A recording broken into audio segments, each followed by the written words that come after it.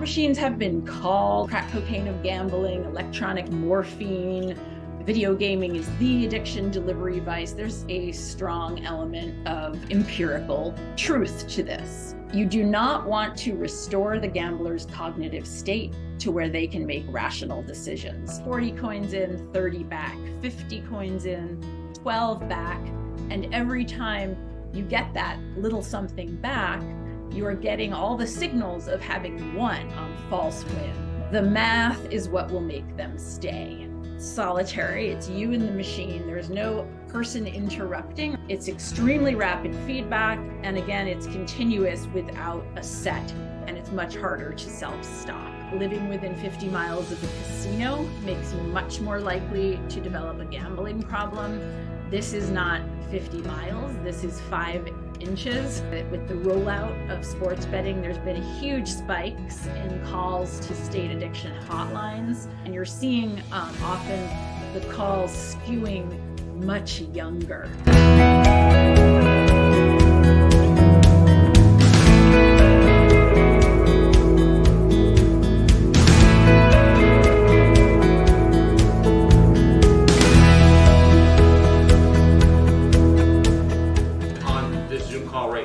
Dr. Natasha Schull.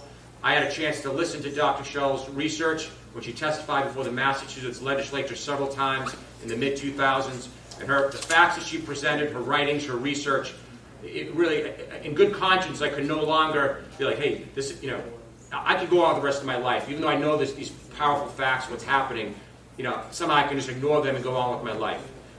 And she really awakened my conscience on this. She is the nation's I would say in the world, the expert on gambling industry design tactics. She wrote a very nationally and internationally recognized book called Addiction by Design, and which got her onto 60 Minutes and every major national media entity in the United States. She's now at NYU, and is someone who I have a deep respect for, because there's no one, when you're an independent researcher on this stuff, it's a tough road, and she has handled all that pressure. And someone we all should deeply admire for her work, and she's transformed the debate, not just in America, but in the world around this issue. So with that, Natasha Schull, we're glad to have you. So I want to take this opportunity here with you to return to my work from exactly, I was reflecting on it this morning, exactly a decade ago, my book came out on slot machines. And I want to revisit some of the design tactics I studied. I think it's worthwhile to do that because we see these tactics, in a new, maybe intensified form, carrying over to internet and mobile forms of gambling. So with apologies to those who already know my work well, but I think it's worth revisiting some of these strategies of what I called in my book title, Addiction by Design. So in our cultural imagination still, I was reflecting on this as well. When I wrote my book, it was a moment in which thinking about addiction and gambling really brought to mind in the public imagination these forms of gambling that were that you got dressed up for, and the green felt tables. This was considered serious gambling and dangerous gambling that needed to be regulated, and that was associated with harm. And I think it's still considered that way, whereas games you can play on slot machines, and now I've put the little cell phones with various forms of internet gambling on them down in the right corner there, online games are commonly misperceived by legislators, by journalists, and by the public as being a light form of gambling. And this is due to a variety of factors. Together, slot machines and mobile phones and little apps, I think, have a very sort of trivial game-like association with them. they're seen as a light form of gambling, mainly due to their low stakes and ease of play. They're seemingly low stakes, I should say. In fact, as I discuss at length in my book, as I said, from a decade ago now, screen-based digital forms of gambling have proven themselves over and over again to be the most absorbing and potent form of gambling that there is. And I'll say a few words about that, why that is in a moment. But I just want to sort of pause and reflect on the fact that, again, still the question that gets asked a lot in the kind of public conversation that unfolds around slot machines, around internet forms of gambling, and addiction. The question of addiction is, does the problem of compulsive gambling addiction stem from inside the device or inside the gambler? So, this product or person question is something that I try to move on from in framing my own work, because I think it's very much the wrong way to frame the question about addiction and where it might come from. So I just want to say up front that I understand addiction as being fundamentally relational, a relational condition, in the sense that its development, its maintenance requires the interaction, the action between an object or an activity and a subject, a person. And in that sense, it is never a question of inside, but always a question of between. The majority of research, again, as many of you know who are here at this gathering, focuses on individual gamblers as the source of the problem. It focuses on their motivations, their psychiatric profiles, their neurochemistry, genetics, social factors, even their ethnic background. And in part, this has to do with the fact that no substance is being ingested. So it seems as if the behavior is being produced entirely within the person, and that we need to look there to understand it. But in part, of course, it's due to the fact that the gambling industry has done a really great job of strategically driving funding in a direction that focuses on individuals rather than on the harms of their products and advertising practices. So just to be clear, I do believe some people are more vulnerable to addiction, but by the same token, I also think it's clear that some substances, activities, and technologies are more likely to addict people. And this is, where my research has been focused when it comes to gambling technologies, and where I think research on these latest waves of gambling technologies, which I myself haven't delved into to the extent that I had with slot machines, that's what we need to look at. So with a view to beginning that conversation, I'm going to start by revisiting some things in the slot machines and then return to internet gambling. So slot machines have been called a variety of things, including, crack cocaine of gambling, electronic morphine. Video gaming is the addiction delivery device. There's a strong element of sensationalism here. There is also a strong element of empirical truth to this. Studies have found over and over that people who are playing machines repeatedly, who are known as repeat players in the industry, become addicted 3 to 4 times faster. So in 1 year rather than 3.5 years, than those who are participating in traditional forms of gambling like cards or sports betting, but sports betting at the racetrack, right? There's a difference that we'll see in a moment with online sports betting. And the particular addictiveness of the modern slot machine has to do, and I think this does carry over to these newer digital forms of mobile gambling, has to do with the fact that they are solitary, screen-based, you in the screen. They give you rapid feedback.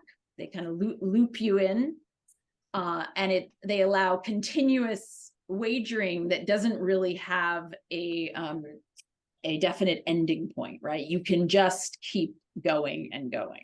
Gamblers describe what they call the zone. This was really important to my work in the book, as this kind of dissociative trance-like state where they're so focused and so zoned into this loop of play, or this flow, you might call it, or as some have called it in the gambling research field, a dark flow, right? It's a dark flow where you're so focused on the game that your daily worries, your social demands, even for some people, their bodily awareness will fade away. So at the extreme end of the spectrum, you will have gambling addicts who sit for whole weekends in this kind of trance or zone. And I think, and this was a point that I made in my book, that this really kind of contradicts popular understandings of gambling as being about suspense and chance. That may be the hook that pulls people in, but this sort of thrilling, sitting forward in your seat occasion for risk that's driven by a desire to maybe win or get something for nothing really fades away. And you see that with gambling addiction. Slot machines aren't trying to get something for nothing. They're really after nothingness itself. And the slot machine for them is a dependable mechanism for achieving that kind of nothingness. One gambler said, I get into such a rhythm that I would mistakenly discard winning hands. And it was really more about the rhythm, more about maintaining the pace than about making the right decisions. So contrary to how most people think about again, gambling, the allure of winning fades and the allure of the zone grows.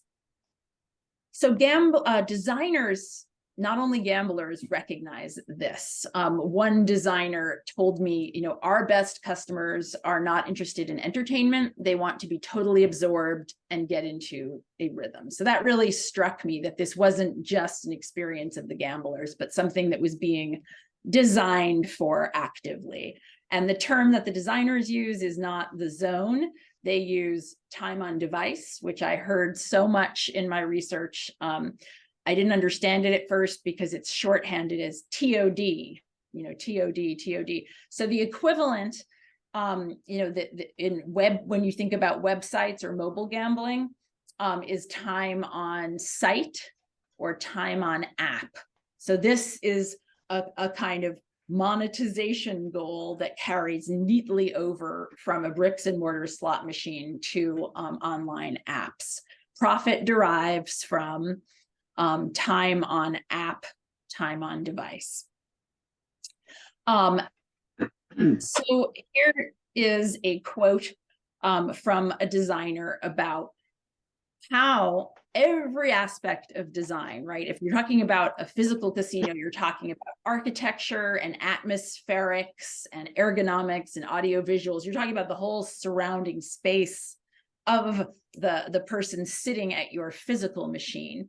But when you're talking about online, you're still talking about the same thing, which is to reduce friction in the exchange.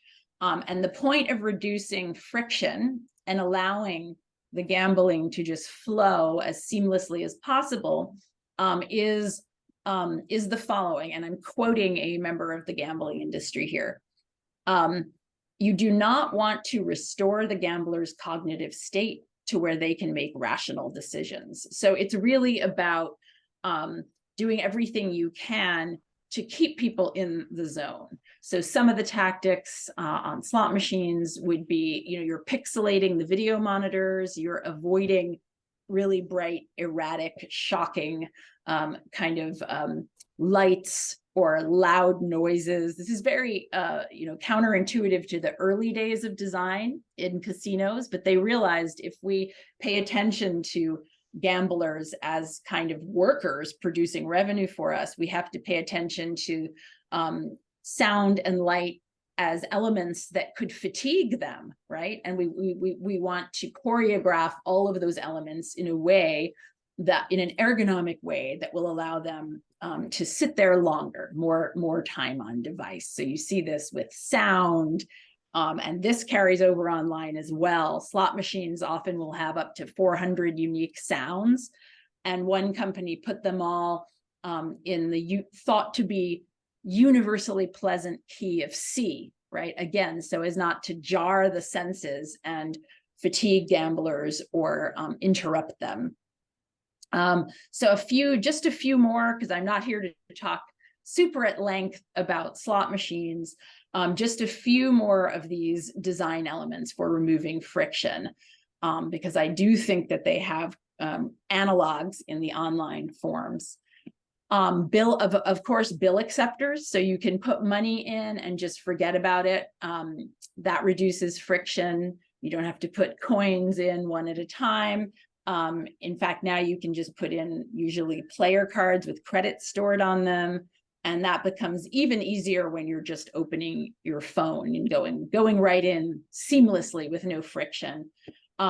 Electronic push buttons, so you can just kind of rest your hand and tap your fingers to play, which makes it more rapid, less friction filled. That too, when you're talking about moving from a computer screen to a phone in your pocket, becomes much freer of friction of every kind. And when you're talking about physical casinos, you had to pay a lot of attention to the physical edges, right? With an aim to sort of smooth everything, to keep you there as long as possible, not even raising your arm or making a big effort to keep playing. Of course, the most important thing when it comes to keeping players in the zone are the innovations that lie behind the screen, right? Behind everything we've been talking about, that's the buttons and the sort of interactive, the interface, right? And so this is where the game algorithms lie, and they too, these algorithms that are computing the outcomes and sort of pushing it to you and interacting with you, they are maybe the most critical design factor, even though they are most invisible to us, in terms of reducing friction and keeping us playing longer and extracting as much value as possible from us. So I'll just have one quote from my book that absolutely applies to digital forms of gambling online, would be, the math is what will make them stay, right? So it's about the math, this computational programming that determines what you could call the reward schedule, but also could call the reinforcement schedule. It's really the same thing, and that language does come from behaviorist psychology. People sometimes think that it's heavy-handed to refer to slot machines as Skinner boxes, but in fact, I found it interesting to discover that in the 1950s and 60s, B.F. Skinner himself, he often drew the analogy between slot machines and Skinner boxes as a way to explain the Skinner boxes to people, right? So I feel that we can certainly then now refer back to Skinner boxes to explain contemporary slot machines and online forms of gambling. And I do want to play with you, because it's so striking to me, just a short 1-minute video that features B.F. Skinner himself making this analogy between the pigeons pecking in a Skinner box and the slot machine. So hopefully you can hear the audio on this. The pigeon learned that pecking the disc produced a reward. Then the behavior of pecking could be studied in relation to how often that reward was offered. In Skinner's terms, what was the schedule of reinforcement? Main thing is what we call schedules of reinforcement. Reinforcement is what the layman calls reward, and you can schedule it so that a reward occurs every now and then when a pigeon does something. We usually use a response with a pigeon pecking a little disc, a little spot in the wall, and you can reinforce with food. But you don't reinforce every time. You're perhaps every 10th time, or perhaps only once every minute or something like that. There are a very large number of schedules, and they have their special effects. And there is a good example of how you can move from the pigeon to the human face, because one of the schedules which is very effective with rats or pigeons is what we call the variable ratio schedule, and that is at the heart of all gambling devices and has the same effect. So, at the heart of all gambling devices and has the same effect. This is footage, I believe, from Atlantic City. This was in the days before ergonomic seats and time on device and digital technology essentially came in to make slot machines the cash cow of the industry rather than other forms of gambling. But I still find this footage very telling. And so, he refers to the variable ratio reinforcement schedule. Essentially what today's technologically sophisticated machines do is they take that basic formula, which is a formula for operant conditioning, to use behaviorist language, and they put plenty of secondary conditioning all around it, and they intensify it. So just one example of this intensification before I turn to mobile forms of gambling and then wrap up would be multiline video slot machines. This is actually an older machine, but it's easier to describe how this works because the newer ones can be so, you can hardly understand what's going on. They have so many lines. So these are the machines that are now the leading golden geese of slot machine revenue, which is interesting because they have incredibly low stakes. You can play with pennies. They're typically penny machines, but they have, 200 lines, 50 lines. This particular game features 5 reels, 4 rows, and 50 lines on which to wager. The appeal of these games is certainly not that they require more coins, but that they hit winning combinations with far greater frequency. And in that sense, they allow longer and less volatile play, a type of play that's more flowing, more seamless, less friction. Again, less friction. So if you think back to classic one-line slot machines, they were quite volatile because you would either lose your entire bet or multiply it exponentially.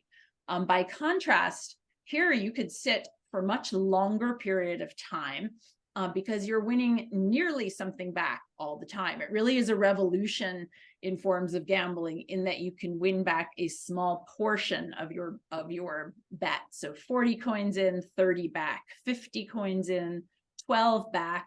And every time you get that little something back, you are getting all the signals of having won. And this is why Kevin Harrigan and others have coined this term false wins. This is, or losses disguised as wins.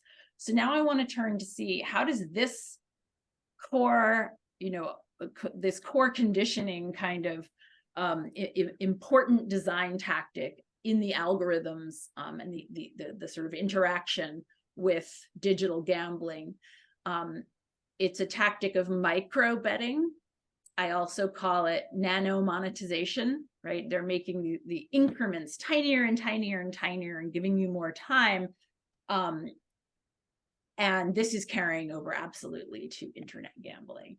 So I don't need to tell the attendees of this conference that online sports betting and mobile phones and on phones and apps and screens has spread dramatically in the wake of 2018 legislation, and gambling operators and states have scrambled to take the bricks and mortar machine gambling experience into people's bedrooms, onto their smartphones, their tablets, through the internet. There was an early article on this that really was before the spread of this. I don't know if I can get the screen up here for you, but it was called "Interactive Sports Broadcasts Will Be Like Having a Slot Machine at Home." And then explained that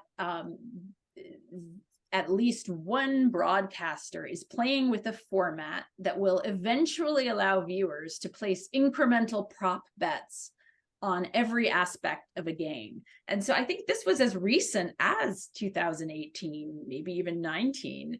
And yet it's remarkable that this sounds like quite a long time ago, like imagining a distant future, but this absolutely has come, this era in which viewers are allowed to place incremental little bets, so-called in-game betting, on every aspect of the game, rather than on just the single outcome.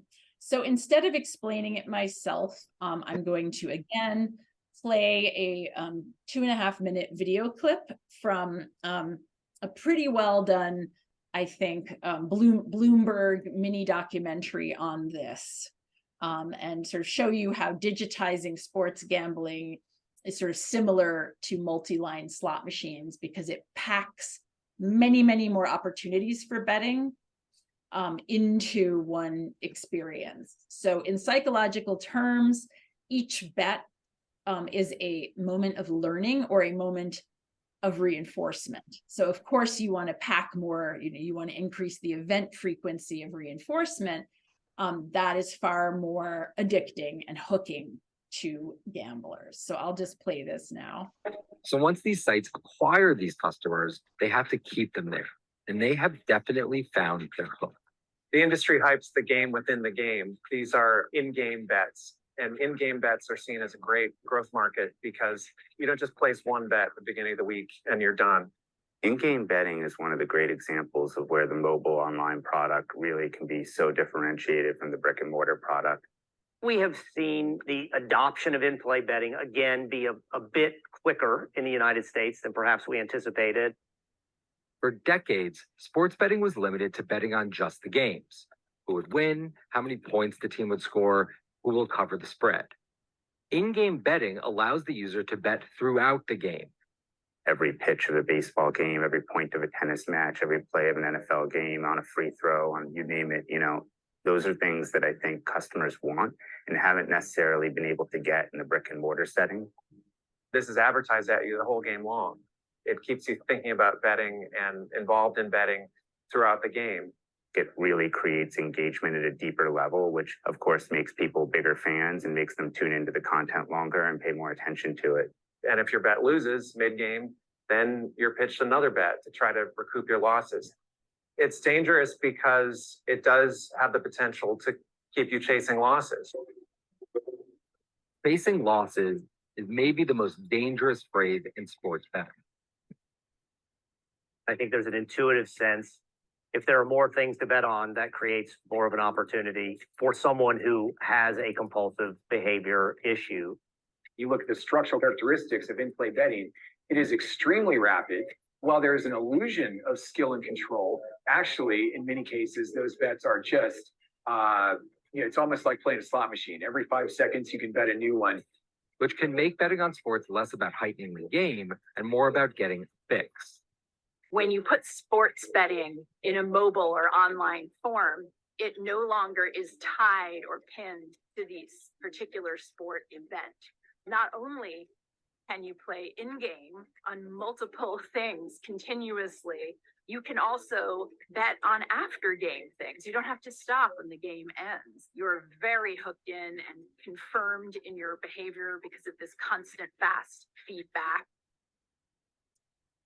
So that definitely explains this innovation of in-game betting, which just would not be possible without high-speed internet, most of us having smartphones in our pockets, and these kind of digital algorithmic computational software that lives in these games.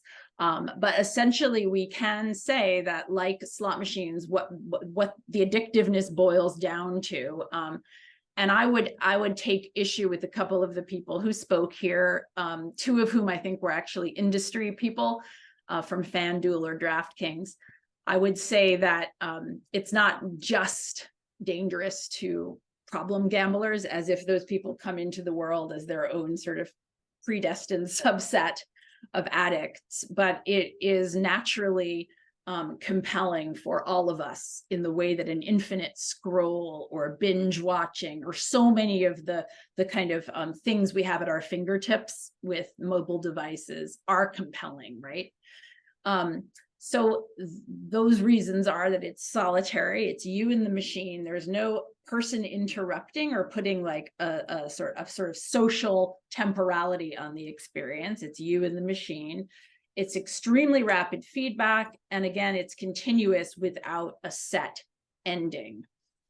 It's potentially never ending. You could just keep going, even now in sports betting, because when a game ends, you just switch over to another game on the same app and site. It could be ping pong in Poland, table tennis in Amsterdam. And all of this, creates a much deeper psychological engagement than offline sports betting. It feels more like a traditional slot machine in that sense, and it's much harder to self-stop. I really should just pause and say that I ended my book by talking about the anxieties, the considerable anxieties of the gambling industry, that their slot machine market was aging out, and they just did not have a plan for how to get younger players. They were casting about, how do we bring younger players in? Do we try to, turn all of our table games into machines? Will they come to casinos then? Once they threw in the towel and decided to join the internet forms of gambling, they then discover things like this, where essentially they're bringing all of these highly monetizable, very profitable slot machine forms of extracting value to young men, to college students, to women, right? We're seeing this suddenly with the spread of this kind of sports betting.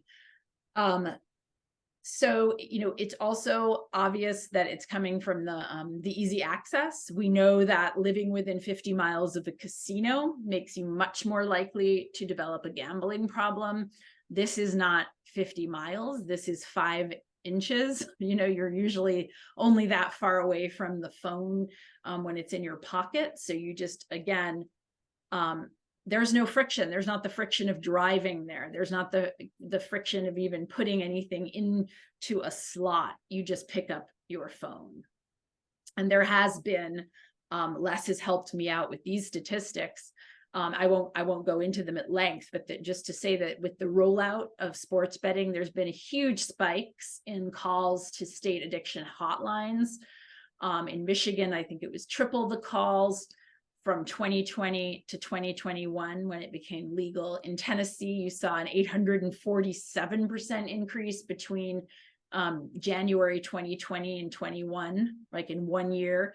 You see it in Connecticut, you see it in Pennsylvania, and you're seeing often the calls skewing much younger. So this is an indication that the gambling industry really has found its way to continue to have this force and profitability as its slot machine market is aging out. I found this online. It was interesting to me because it's in the student pocket guide. I forget which university it was for. And on the top, they're advertising dorm rooms. And then they have a whole article on a variety of different gambling apps for smartphones. So you're definitely seeing women, young people doing this more. It's not just the aggressive marketing. It's also that the intimidation factor falls away when you're talking about something you can do on your own that you may not know how to do or may feel, again, intimidated or awkward or self-conscious about. So this is great for newbies. It does for the population what Robinhood did with respect to investing, right? It made it really easy for everyone at home to just become a day trader. And coincidentally, fractional trading is what Robinhood did. Fractional trading, I think, has a lot in common with multi-line slot machines and with in-game flow of betting, right? It's moving to these little increments, making the stakes seem low, nano monetization. So I want to wrap up and leave time for some questions, but I guess I'll just return to my opening comments about how important I think it is to view this question of where the problem, when we see that we have these spikes to call lines, is this because people just aren't equipped with the moral or the brain physiology to resist at the level of willpower? Or does this have something to do with the design of the digital technology that we can have a public conversation about and maybe take seriously as something we want to regulate as we regulate other things like car purchases or, children's toys? This is not a typical product. This is not a product that you buy, or even an experience like going to a movie and then you can complain and get your money back. That's a bounded experience. This is not an ordinary product. We don't have the language to regulate it, really. It's an ongoing interaction that can even shift your preferences as you're engaging with it. It is conversing with you, it's compelling you, it's hooking you, it's holding you. How do we regulate something like that? And so I will just say that I do think, I don't know what kind of regulation exactly, except that it absolutely needs to be regulated, and that there are hints out there in the gambling field about the directions we could go in with research or implementing some kinds of limiting tactics, something that can serve as a net, right, for this runaway train. For instance, one example on slot machines is, studies have been done showing some things you might try to regulate don't work so well, like putting clocks on a slot machine. However, other things work pretty well, like reducing the number of lines you can play on multi-line slot machines. So maybe we could reduce the number of in-game bets one can make, for instance. Same thing with scratch lottery tickets, where you can reduce the number that you can buy in a certain time period. Things like this that slow it down and reintroduce a healthy amount of friction so that there's breathing room to be the kind of critical thinker that the gambling industry absolutely doesn't want you to be. So I'll stop there and see if there are any questions from the audience. Thank you very much. Thank you. In the UK, the white paper, which has just come out, has talked about changes to products to make them safer.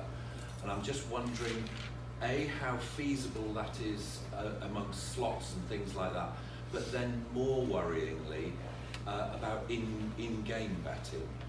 What are the sorts of restrictions? Are there any restrictions to actually make that a safer activity, or actually is that just something which is too lethal? Okay. I have made a note about that report. I will check it. I will definitely check it out and see what some of those suggestions are.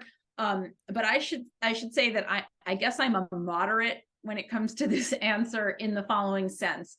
I am not among those people who thinks regulation can fix everything. And often, of course, regulation and the whole conversation about it can very conveniently for different industries allow them to flourish and expand, right? So regulation itself is a legitimating enterprise for a lot of these things. So I acknowledge that, but I'm also not someone who thinks the only solution is to outlaw and ban. And I think, yes, I mean, I was very, very impressed with a paper that came out, and I'm forgetting the author, Bob Williams in Canada, showing very clearly that the gambling industry likes to say, anything you do to try to regulate will cause unintended consequences. And we don't know, and there's no proof, and it's not evidence-based, so we should just do nothing, right? So I don't agree with that. I think actually, as this paper showed from Williams and his colleagues, there are certain things that don't work, and there are certain things that lessen the intense hook and hold. So if you consider that, what I just said, lessening the intensity of the hold in this interactive experience, if you count that as the definition of safer, then yes, absolutely. It has been shown, in fact, that certain things do make it safer. Do they make them entirely safe?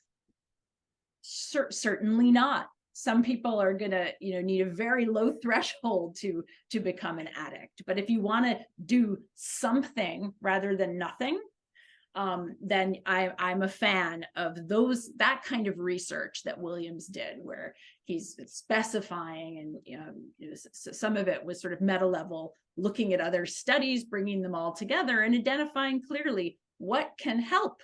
So his question is: do you suspect, or do you believe, and is there any public evidence that the gambling industry has done behavioral research, whether on humans or on animals, in coming up with these design tactics? So I have a firm answer on this, and the answer is, for the most part, no. And that what I know best is the gambling, the bricks and mortar gambling industry. But I think that the answer is even more sinister. I went into this as a young graduate student, sort of hoping or suspecting that I would find research. And although I asked, I said, do you read behaviorist psychology? Do you read up on the neuroscience of gambling and other activities? Have you hired? Have you done? Here's the answer: they don't need to. They don't need to at all. We are living in, when you've got a giant laboratory of your own, which is the casino floor, and you can get instant feedback on what features do well and what don't do well. That is what we know today in the online world. That's A/B testing. This is what Facebook does. Instead of bringing in a neuroscientist to kind of reverse engineer and figure out what color will people react to if you put blue instead of red for Facebook on the headline, that's a long, complicated, actually not very evidence-based way of going about it. Instead, guess what you do? You put one header that's red, you put one header that's blue. By the end of the day, you've got millions and millions of answers. You've got the evidence. This is how the hamburger was developed. There was different lines for different variations on the hamburger. So this is a capitalist, we didn't call it A/B testing back then. But it's much more expensive and less precise to do this thing that somehow we think is more sinister, which is to call in the experts. I think we have to start thinking about this sort of A/B testing as the sinister thing, right? The fact that we, as the population, are giant, we're experimental subjects. We are being experimented on. They're learning from us through intensive data feedback. And that is how they're designing. I asked over and over again, why this color? Why this sound? Oh, we just played around with it till we liked the sound of it. Then we put it out on the floor. We put, a whole bank of machines in the corner where we test them. And then we counted how much money they made. And we decided that was a good sound to go with, or back to the drawing board. Over and over again, I heard it's an art, not a science. So I don't know that I'd characterize it as an art, but that would be my answer. Could you address responsible gambling, PR and marketing techniques, and if there's any studies of true efficacy of responsible gambling messaging and what we could be encouraging operators to use that is effective? The efficacy of responsible gambling, like whether the kinds of messaging, and I assume by responsible gambling you mean the sort of in-company, in-house efforts by the industry, or even by states, perhaps, to message and this responsible gambling. I believe that was included in the study that I've talked about a few times, which isn't so recent anymore. It might have been from 2012 or 15 of Williams, where among the things looked at was that kind of messaging. So I'm sure out there you could find studies saying, you know, this form versus that form, but I really find dubious the sort of industry derived token hand waving to responsible gambling. It's not that I think people working in the industry are, again, evil or don't want to help people, but often, you know, the whole premise of responsible gambling, if you look at the spectrum of kind of interventions you could make, places the onus of regulating your behavior fully on you. The whole idea of responsibility has a politics to it, and that politics, that philosophy is that individuals should regulate themselves. And I'm not against responsibility. Who could be against responsibility? However, it's clear that the way that responsibility is embraced as a term and how this whole movement is rolled out by the industry around it, that it's a PR tactic as well. And it helps to deflect attention away from maybe making interventions that we know work on the actual devices and products and advertising campaigns. So it's deflecting attention away from the products and practices of the industry. Thank you. Well, Professor Schull, we know you have a very full schedule, and we're grateful that you took time today. There's no one, I think, that I've met in this work who really articulates the complex technology in the gambling industry better than you do for everyday people. And I just want to say thank you for what you do. And thanks for being a part of this conference today.